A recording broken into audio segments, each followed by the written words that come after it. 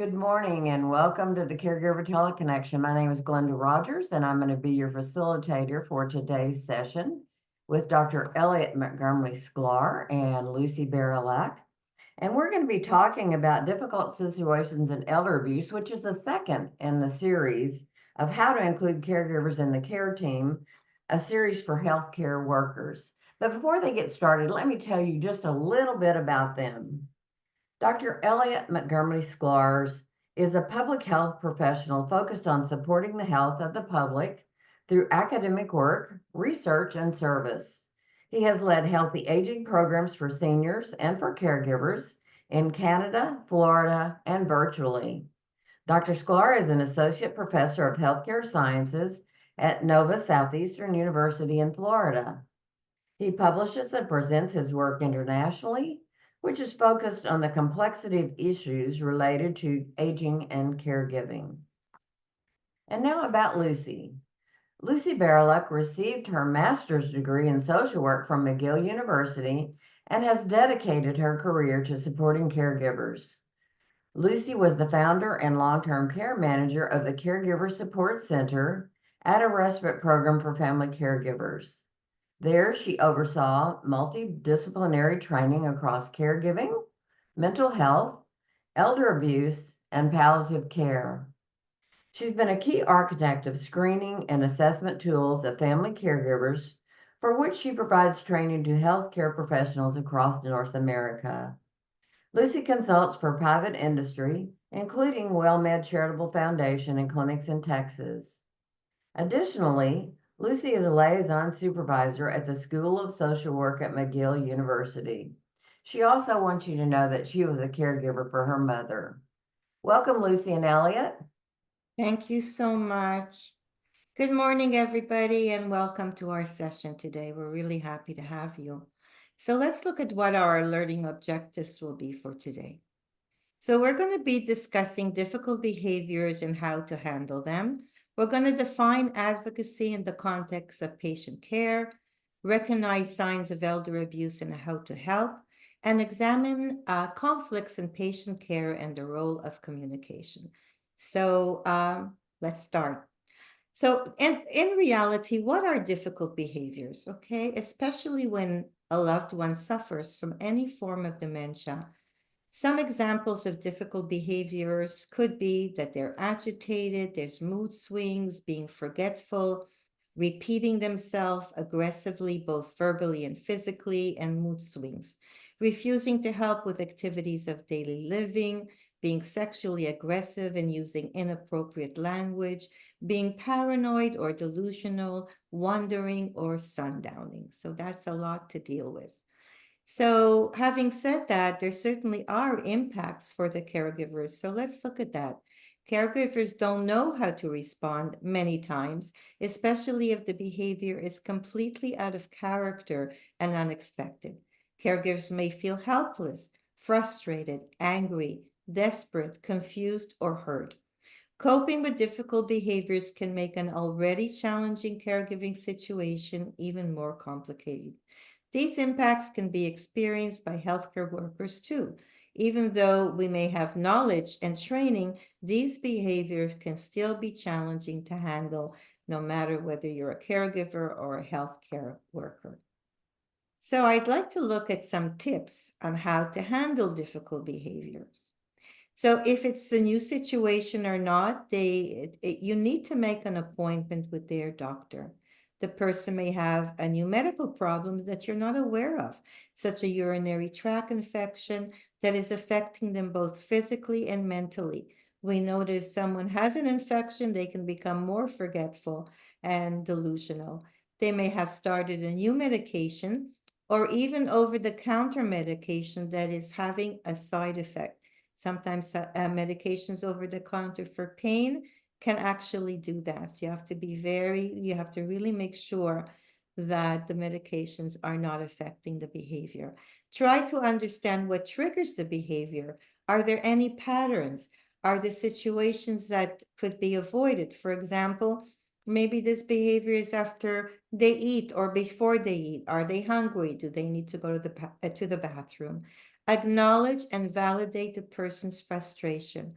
What we want to tell you is please do not argue with them or confront them. If they're behaving that way, don't challenge them. Maintain familiar routine as much as possible to install a sense of security. That's really important. If their routine changes, the behavior might change as well. Now, it's also important to try to distract and redirect the person by playing music, going for a walk, having a snack, getting a hug, etc. What I mean by that is if their behavior is escalating, look them in the eye, call their name out, touch them. What you're trying to do is to get their attention.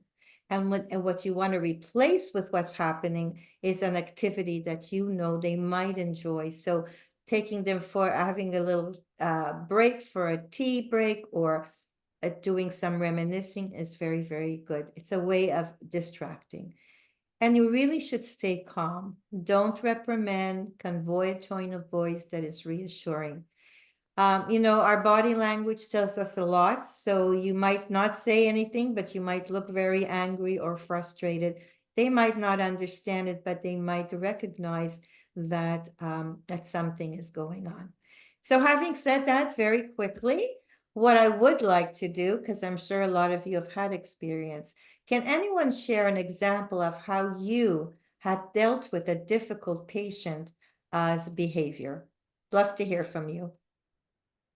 So you can put something in the chat box, as I said earlier, or you can unmute your microphone or raise your hand on Zoom.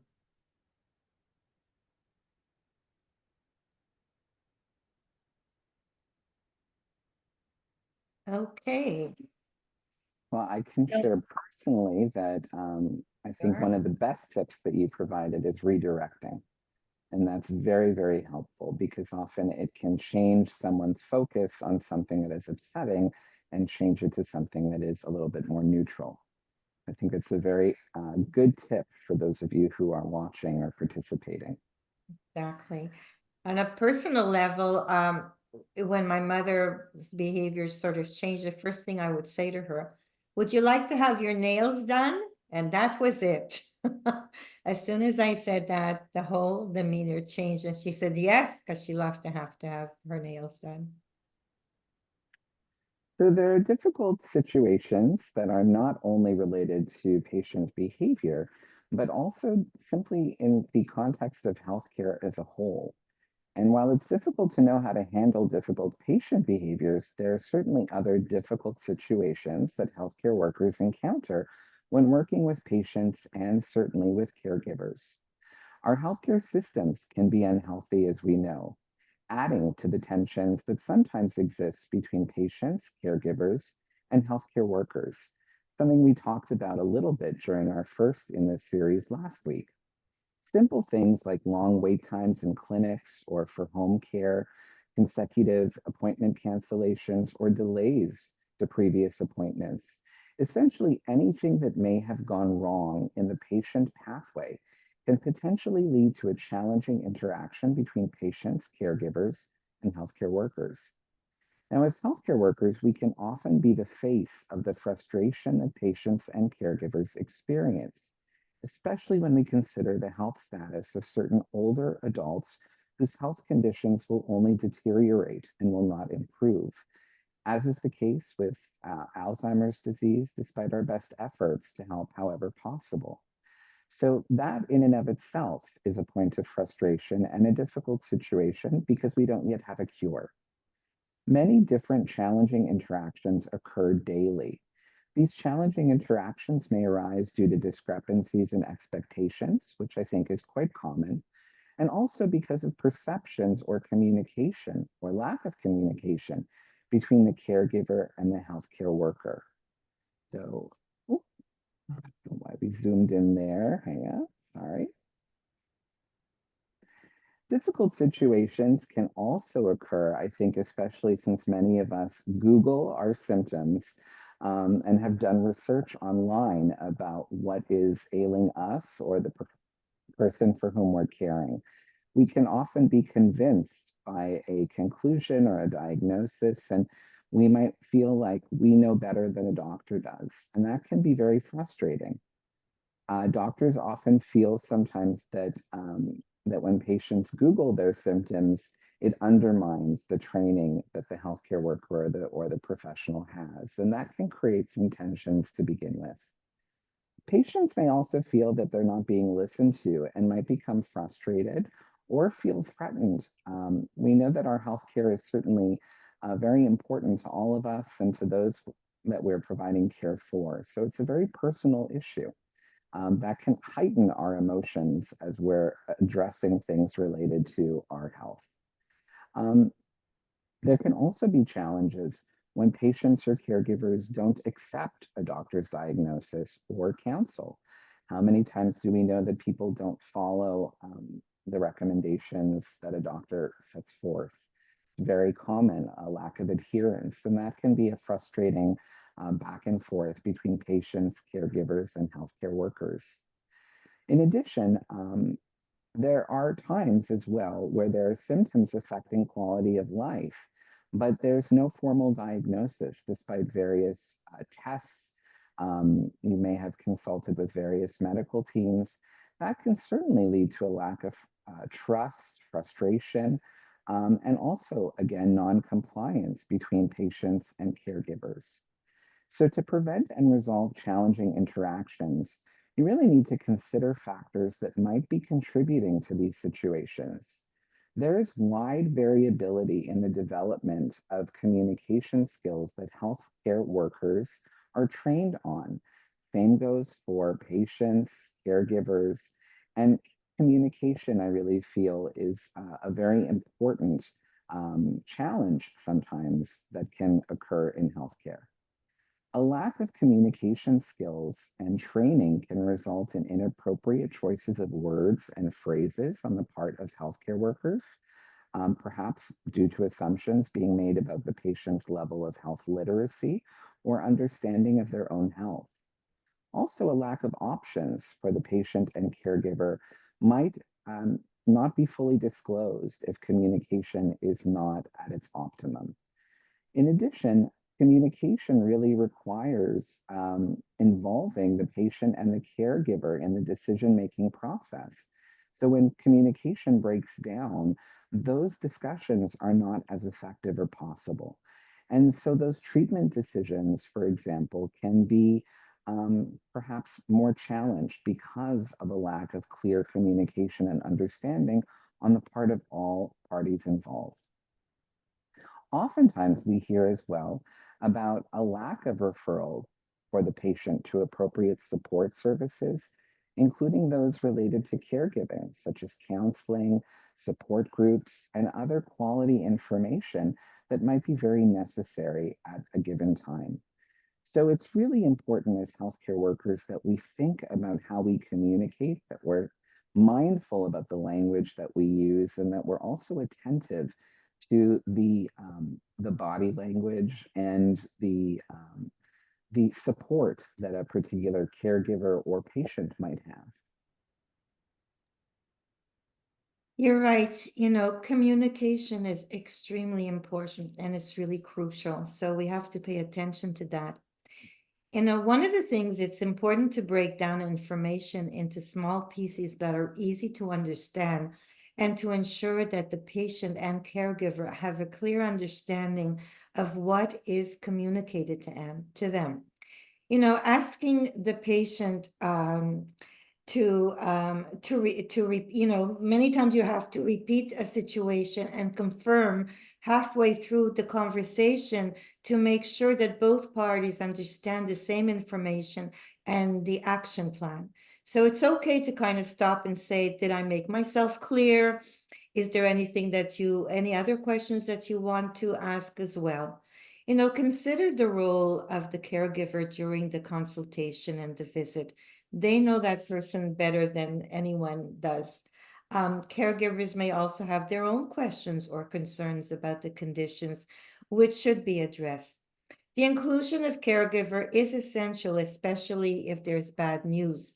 You know, two pair of ears are better than one, especially when the information being received is negative, unexpected, or difficult to understand. In such situations, it can be hard for the patient to take it all in. So, and even for the caregiver, for example. Now, Elliot was sort of, and I did as well, talked about nonverbal communication is equally important as the actual words a healthcare worker uses during their interaction, excuse me, with the patient and the caregiver. So your body posture, your gesture, your eye contact can all combine with verbal communication to facilitate a meaningful, positive communication with the patient and the caregiver. You know, we all come with our own issues, so we can bring them into our workplace, and we have to be very mindful that we present that we're listening and that two people really recognize that we're really involved with what we're trying to do. And please don't forget to ask the caregiver, and how are you doing? As well as what do you need? That's Elliot's, you know, he makes us always very aware of that. And I totally agree with you. Communication helps us build trust and rapport, which is so crucial as it comes to our next difficult situation, which deals with, I'm going to be talking about elder abuse. Okay, so what is elder abuse? You know, it's physical abuse, inflicting pain or injury such as a slapping, hitting, bruising, restraining. It could also include giving too much, tampering with the medication, giving too much, or withholding medication. Sometimes it's because you can't afford the medication, but that is a form of abuse. Sexual abuse, a non-consensual sexual contact, whether comprehended or not. Emotional abuse, inflicting mental anguish or distress through verbal or nonverbal acts as threatening, intimidating, or humiliating. Neglect abuse, and it could also be self-neglect. We have to look at that too. Failure to provide food, clothing, shelter, healthcare, or protection. Financial abuse is a big one. Illegal use, misuse, or concealments of funds, property, assets, or benefits for someone else's gain and not for the person themselves. And obviously, abandonment, abuse, desertion of a vulnerable adult, leaving them kind of unprotected. So it's important to keep in mind that your loved one may be abusing the caregiver, okay? We don't think about that too often. If you see any signs of abuse on the caregiver, you need gently to find out what's going on. Sometimes caregivers are reluctant or embarrassed to tell what is the problem, all right? And I can understand why. Many times they'll say, well, he only did it once. If he did it once, he will do it again. I can tell you that for sure from my own experience in the field. The impact by healthcare professionals in recognizing and reporting elder abuse and obtaining resources for these mistreatment can be profound. Healthcare workers are different perspectives on, they have different perspectives on the role in the decision and reporting of elder abuse. In various, comes from research studies. Nurses tend to perceive elder abuse as uncommon and generally did not feel it was their role, nor did they have time to assess patient for potential abuse, okay? Rather than relied on physicians to detect and report elder abuse. It's not an easy subject or one that one feels comfortable with.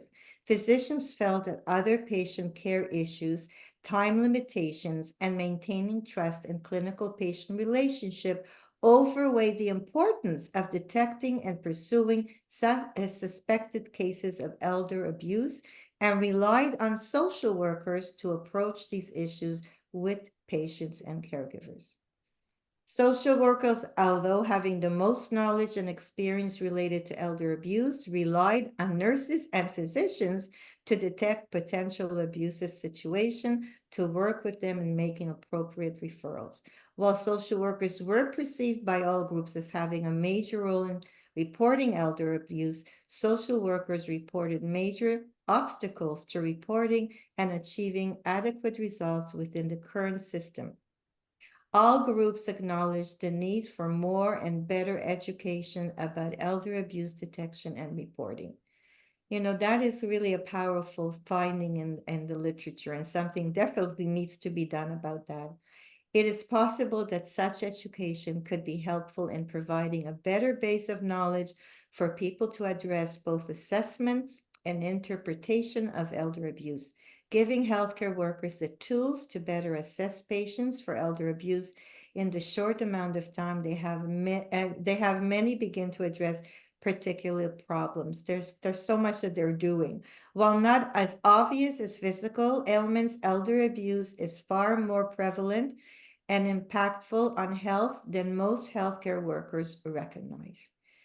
So that's a lot to deal with, and for all of us to think about.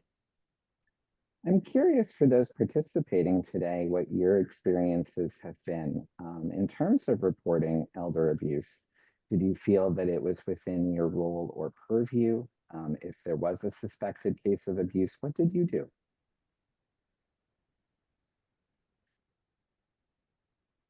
Once again, the chat box is open.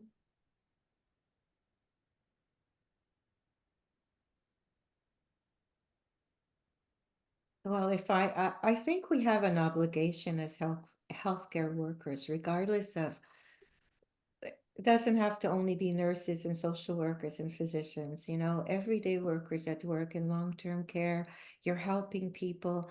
And if you do notice things, and we'll go into it a little bit deeper, it's our responsibility. And in some of our, and it's mandatory that we do take a look at that. But I do want to say that even though it might look like abuse, I mean, it doesn't necessarily is abuse, but it's important to at least recognize it. Christy, did you have a question or a comment? I saw that your phone was unmuted for a moment, or your microphone. There you are. I was gonna say, my name's Christy. I live out here in rural Western Kansas. I am a master's level social worker, and so I do, I really take it seriously. I am a mandated reporter, and I really go with my gut. If I have any indication that something's not right, I err on the side of caution, and I make a report with Adult Protective Services, and I let them help figure out what is going on. And a lot of times it does include my assistance with my role through our local area on aging office, since we are in the homes with our clients. But making that, I have no issues with making those reports. I would rather find out something's going on and get it addressed sooner than later. Totally agree. And it sounds like you have process and procedures in place within your organization for that reporting. Most definitely. Most definitely. And I have developed a very good rapport with our Adult Protective Services investigators, and we call each other frequently and talk about a situation or a report that was made, or what can we do to help a client to avoid things getting worse. Excellent. Thank you so much for the work that you do. No, that's so important what you're saying, because it's not a matter of blame. Let's say if the caregiver themselves are, it could be that they're just too overwhelmed. They can't handle anymore. And that's the way, it's not right. And we're not, we're not saying that it's okay, but if the person can get the support that they need and deal with the situation differently. Absolutely. Thank you so much for your input, and again, for the role that you serve in helping to protect the community members with whom you're working. I think one of the questions that a lot of healthcare workers and younger healthcare workers as well, because I work in a university setting, ask me is how to go about that reporting of elder abuse, because it can be nebulous for some people. Now, it certainly does depend on the organization with whom you're working, and that's why I had asked if there were procedures and policies in place, because you need to follow, obviously, what your policies and procedures are within your organization. But I've often been asked by a lot of younger healthcare workers, I noticed that the person, the care recipient has a lot of bruises. Well, sometimes bruises can happen as we get older. Our skin gets thinner. We're more prone to bruising. We can fall. So it's very important to be mindful of all these things. But certainly, if you feel that someone is in immediate life-threatening danger, the place to call would certainly be 911, because you want them to receive immediate attention. Often, though, in the cases of elder abuse, the danger may not be as clear. It may not be immediate. You might suspect that abuse has occurred or is occurring, and that's why it's so important to start a discussion of telling someone. So again, I echo, to find out what the protocol is in your specific organization or agency. See if there are tools for assessment of abuse or internal protocols to follow. You also want to relay your concerns to local adult protective services, as Krista said, or your long-term care ombudsman, if it is a long-term care facility, as an example, or the police. We have a number of different resources here, which we'll share obviously after our program today. But you can reach the Elder Care Locator by phone at 1-800-677-1116. They do have specially trained operators that can help refer you to a local agency. And they're open Monday through Friday, 9 to 8. Now, it's also important to recognize that there are laws in most states that require helping professions in the front lines, like doctors, home health care workers, to report suspected abuse or neglect. And these professionals are often called mandated reporters. Again, just as Krista was saying, under the laws of 8 different states in the country, any person actually is required to report a suspicion of mistreatment. See something, say something. So there are varying reporting mandates between states, and it's important to know in the state in which you live what the reporting laws are. And so we do have additional links here for you so that you can get additional information. As well, the Alliance on Aging has excellent information on elder abuse, and there are also state resources. Every state has an aging services division dedicated to providing frail seniors with home-based community services so that they can continue living in their own homes instead of having to enter a nursing home. And as we have heard recently, this might be expanding. So a wide range of state assistance programs are generally available to eligible seniors, including home health aides and skilled nursing care, home delivered meals, help with household chores, and all of this. So in some states, anyone that has an interaction with these seniors may also be required to report any suspected abuse. So we know that we have participants across the country today, and I really want to encourage you all to look at the specific policies and procedures in your organization and also in your respective state. There are also local area agencies on aging that should be a first point of contact when elder abuse or neglect is a concern as well.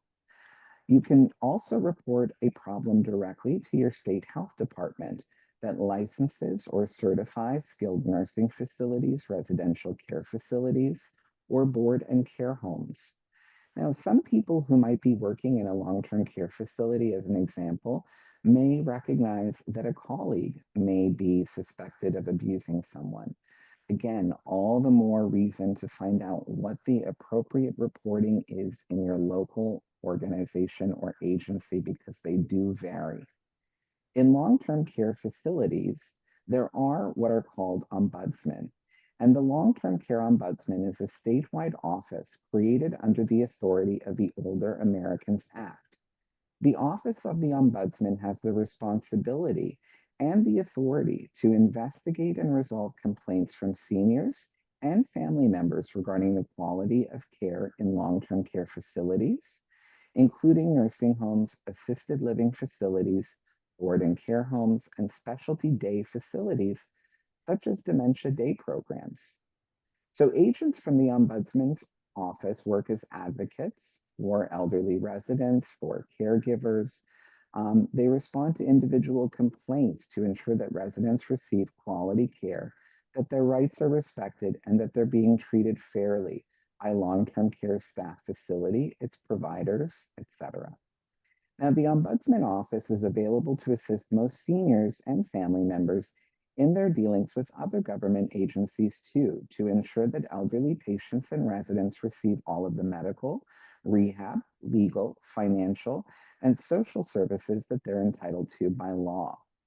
If a problem occurs with a loved one in a nursing home or residential facility, staff can play a vital role in helping to resolve these issues. The first step is to determine whether the mistreatment is isolated or if it is part of a bigger issue. Is it a particular healthcare worker, aide, or other person that might be the source of the problem?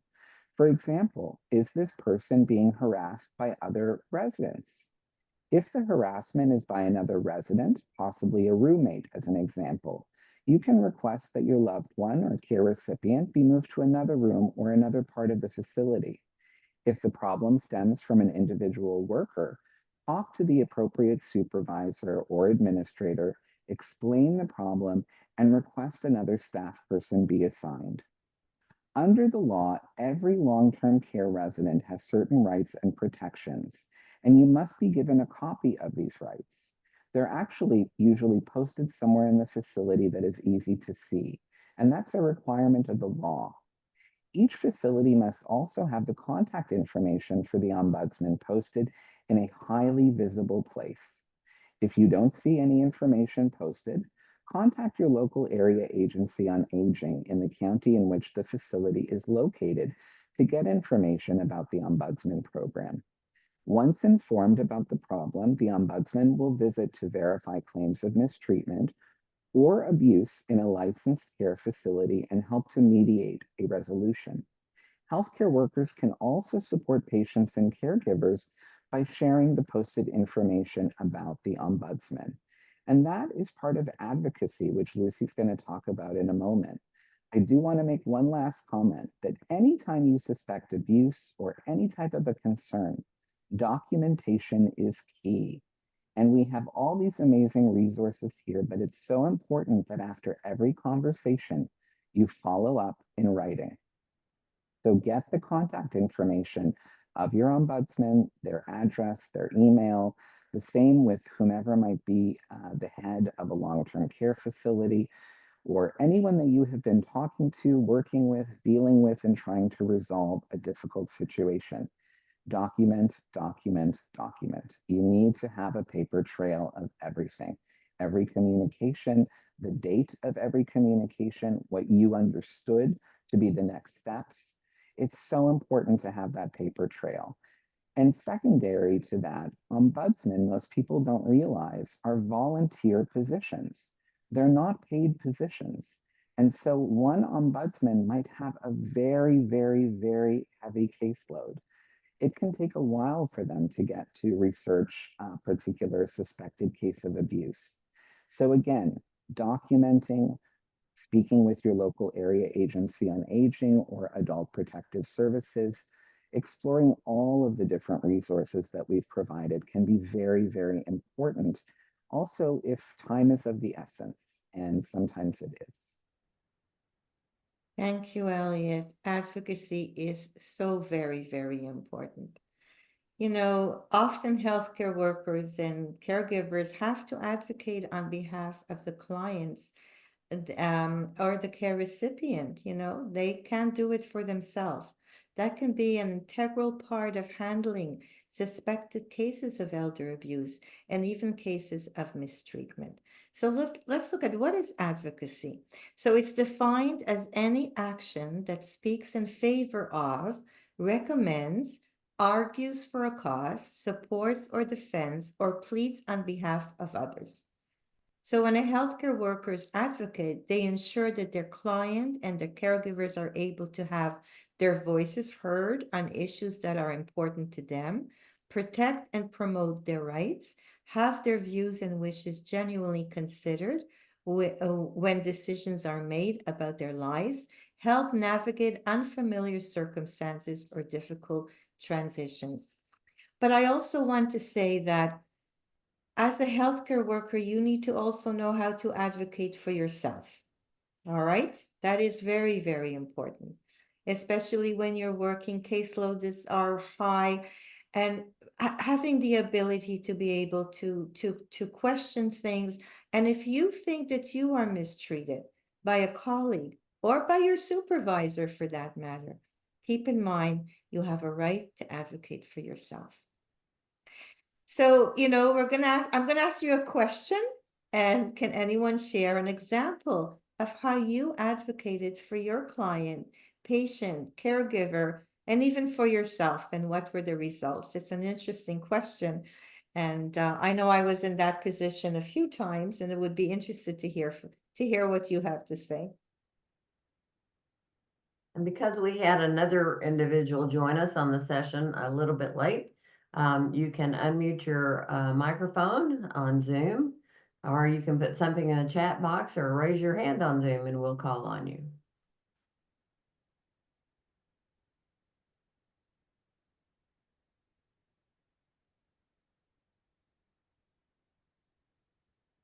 Well, maybe I should change the question a little bit. Have you ever wanted to advocate for yourself or for someone, but were afraid to do so?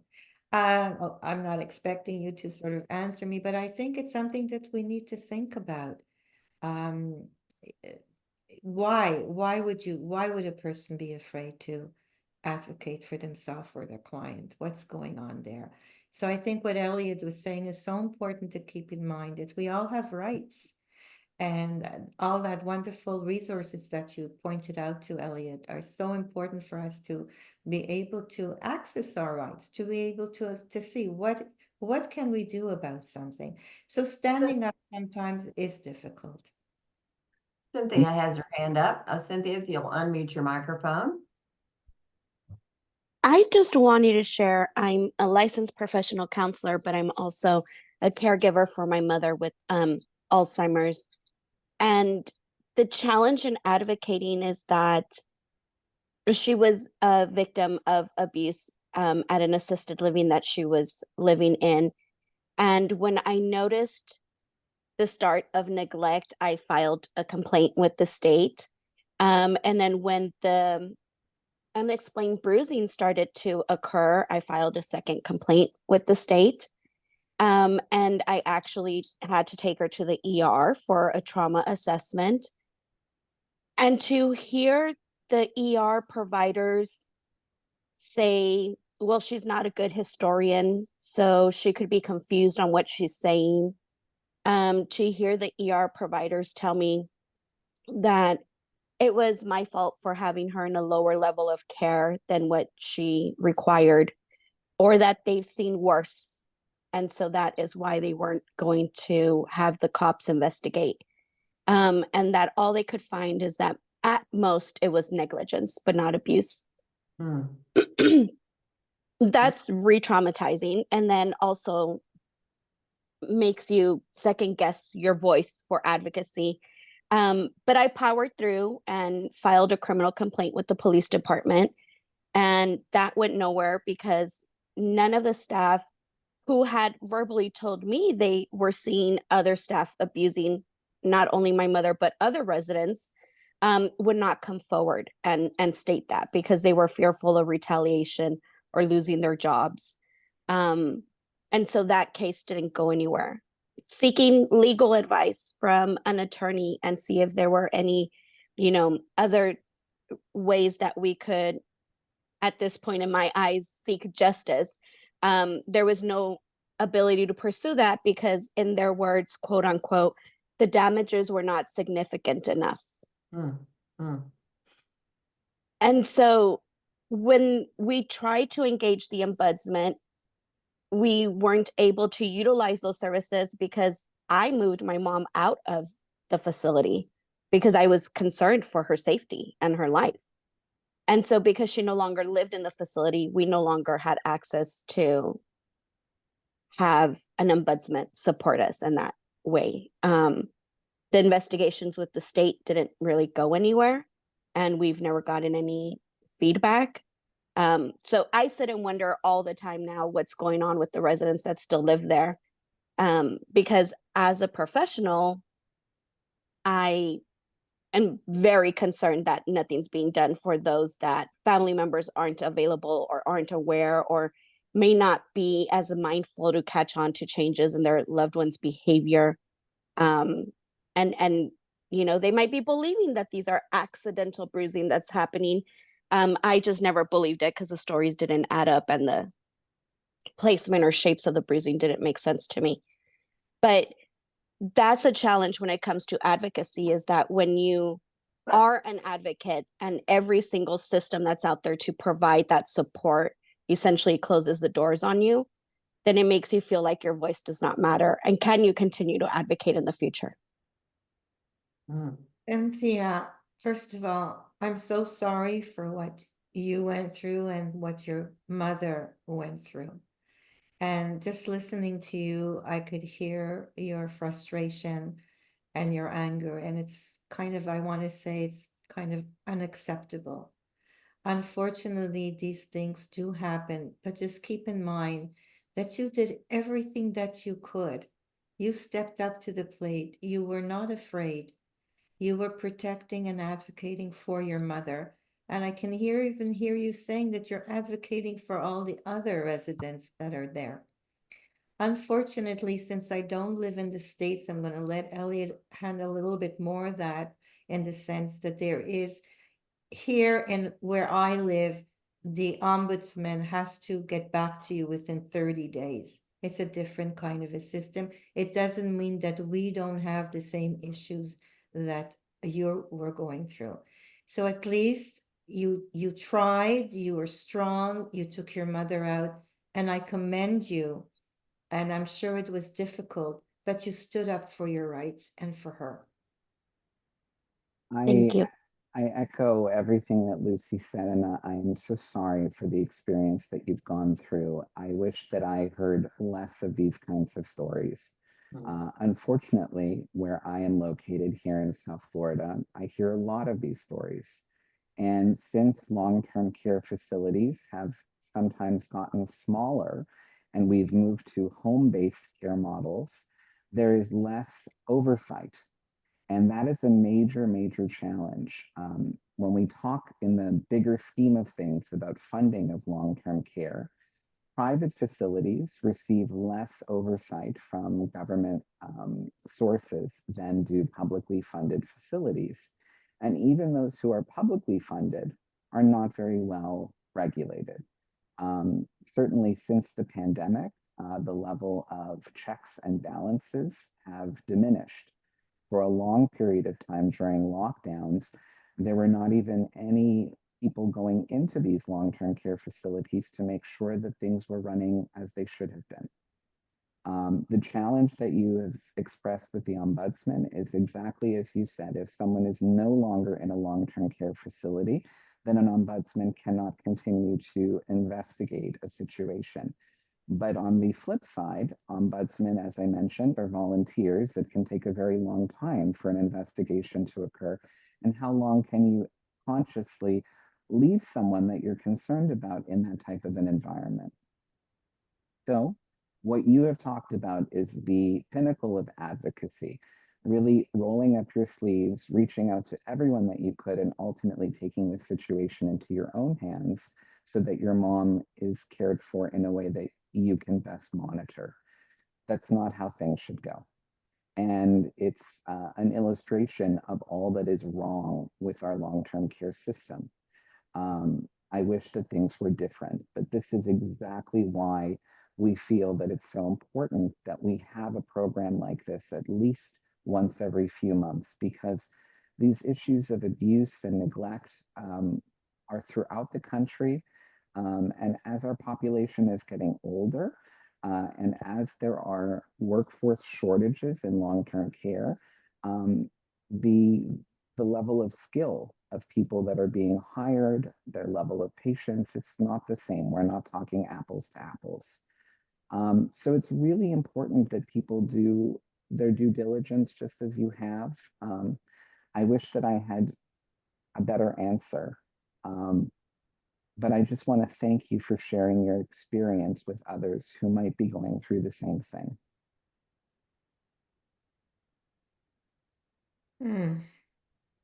Really, really tough, really tough.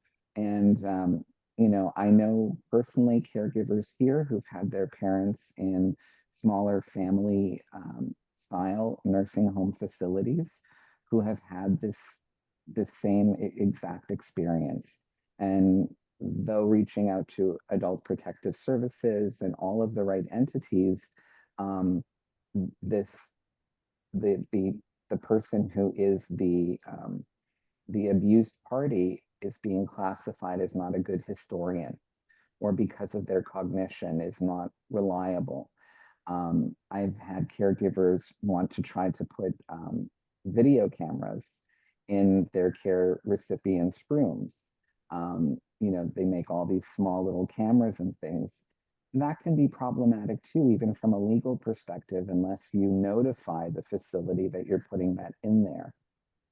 So there are lots of issues involved.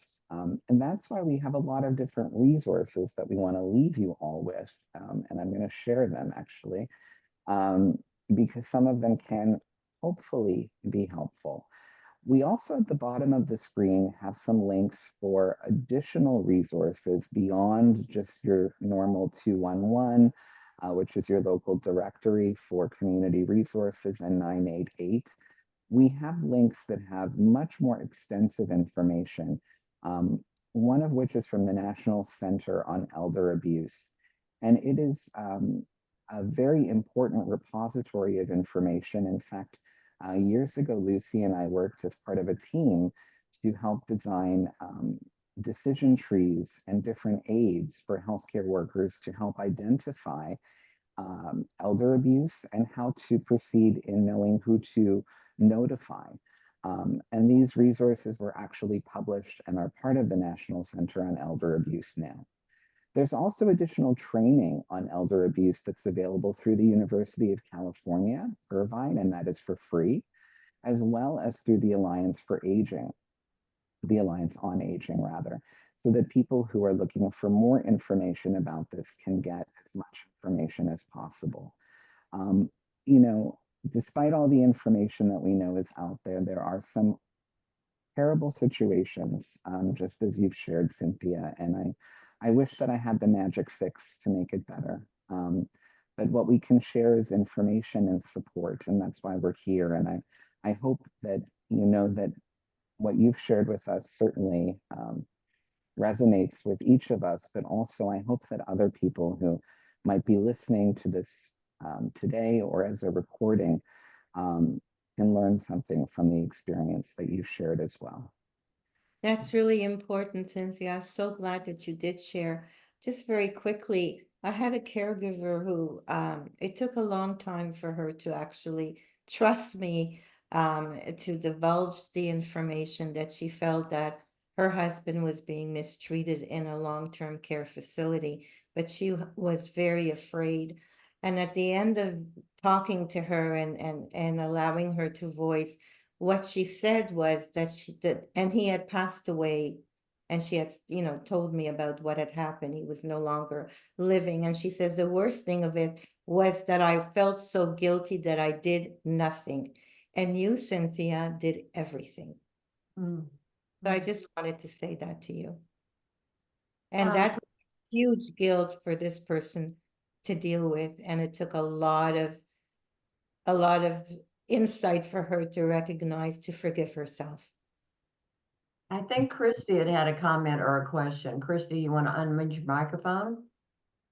One of the other things that I have helped with clients and family members to advocate for abuse or neglect in facilities is filing a complaint with the state licensing agency. So a lot of times that they will be audited at that point by the state licensing agency. And so having somebody else go in can also help with that advocacy, and maybe other eyes may see the abuse or neglect to help you with that. Where I'm at in Kansas, we also work with our Attorney General's office.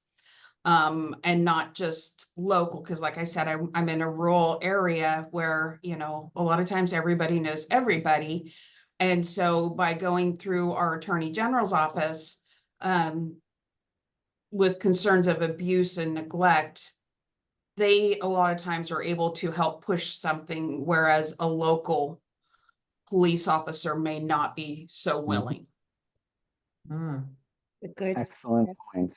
Excellent point. That's what I was alluding to in those checks and balances and visits in these facilities. And unfortunately, they don't often happen as often as they ought to. But excellent, excellent point. And I want to thank everyone today for all of the valuable input and contributions that you've made to help inform and educate and support others as well. It's so critical. Now, I also want to welcome you all to join us for our last in this series next week as we talk about diversity and caregiving and some of these themes of advocacy and also sensitivity to other people's cultural backgrounds, issues of not necessarily abuse, but perhaps prejudice may come into play in long-term care settings as it relates to diversity, caregiving, gender, and sexuality. So these are all things we're going to be speaking about next week as well. And last but not least, I want to leave this slide up with information on how to contact the WellMed Charitable Foundation while Glenda shares some information about upcoming programs. Well, before I do that, Elliot, and thank you, you can see that our session survey just popped up on your screen. And so there's only 8 questions there. If you would take a couple of minutes while I do that information on upcoming sessions and just complete that for us, it really is helpful to us to have that information from you. You can also see over on the chat box that Minerva has put a link to the registration for the next in this series. And I hope you take advantage of that. Also wanted to let you know that on Friday, October the 25th at 11 o'clock Central Time, we have a Spanish language session. So if you're serving individuals that primarily speak Spanish, please let them know about this session. It's the topic is understanding what an evaluation for capacity means, and that is going to be presented by Dr. Sandra Oakes. And so please, if you do serve a Spanish population, let them know about that. And then on Tuesday, we're already to November, it's gone by fast. Tuesday, November the 5th at 1 o'clock Central Time, I'll be back with Dr. Tam Cummings. And this is one of her series in Ask Dr. Tam. And so I encourage you to take advantage of these resources also. Minerva has also put up the 2024 Caregiver Summit coming up in November. And that is the 14th for the English language sessions, and then November the 19th for Spanish. If you're in the San Antonio area, there are locations where you can go, or you can go virtually, no matter where you are. So look at that wonderful resource also. I encourage you to take advantage of that too. Lucy, Elliot, final words. Thank you so much for joining us and thank you for sharing the information and just please take care of yourselves. Thank you so much. I echo what Lucy said. I really want to thank our participants for sharing their information, but also their experiences. It's at the heart of what it is that we're here for today and always. So thank you. All right, Take we care. learn from each other, don't we? Yeah, Thank for you, sure. Glenda. Yeah. And Minerva. Yeah, and Minerva, and thank you, Lucy and Elliot, for being with us today. Look forward to seeing all of you on future sessions, and thank you again. Take care. Bye-bye. Goodbye.